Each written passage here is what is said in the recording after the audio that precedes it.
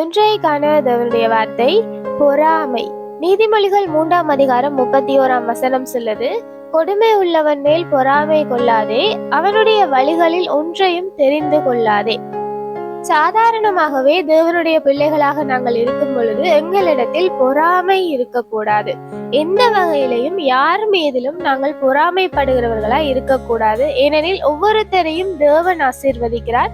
தேவனுடைய ஆசீர்வாதங்கள் தேவன் ஒவ்வொருத்தருக்கும் கொடுக்கிறதான தாளந்துகள் என ஒவ்வொன்றும் வித்தியாசமாக இருக்கிறபடியால் தேவன் கொடுக்கிறதை குறித்து நாங்கள் பொறாமைப்படுகிறவர்களா இருக்கக்கூடாது.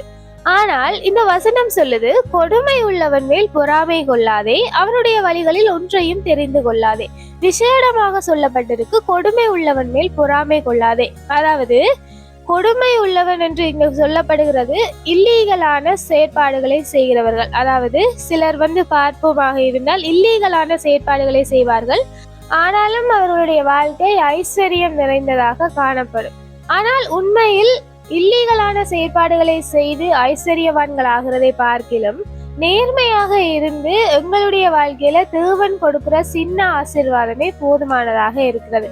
உண்மையில் தேவன் ஒருவனை ஆசீர்வதித்தால் மாத்திரம்தான் அது ஆசீர்வாதம். என்னடா வசனம் சொல்லுது, தேவனுடைய ஆசீர்வாதமே ஐஸ்வர்யத்தை தரும், அதனோட அவர் வேதனையை கூட்டார் என்று. ஆகையால தேவனுடைய ஆசீர்வாதமே ஐஸ்வர்யமாக காணப்படுகிறது. ஆகையால யாராகிலும் கொடுமை உள்ளவர்களாக இருப்பார்களாக இருந்தால், அதாவது நீதி நியாயத்தை தவிர்ந்த வேறு செயற்பாடுகளை செய்து கொண்டிருப்பார்களாக இருந்தால் அவர்களை பார்த்து நாங்கள் பொறாமை கொள்ளுகிறவர்களாய் இருக்கக்கூடாது. அவர்களுடைய வழிகளில் ஒன்றையுமே நாங்கள் தெரிந்து கொள்ளக்கூடாது.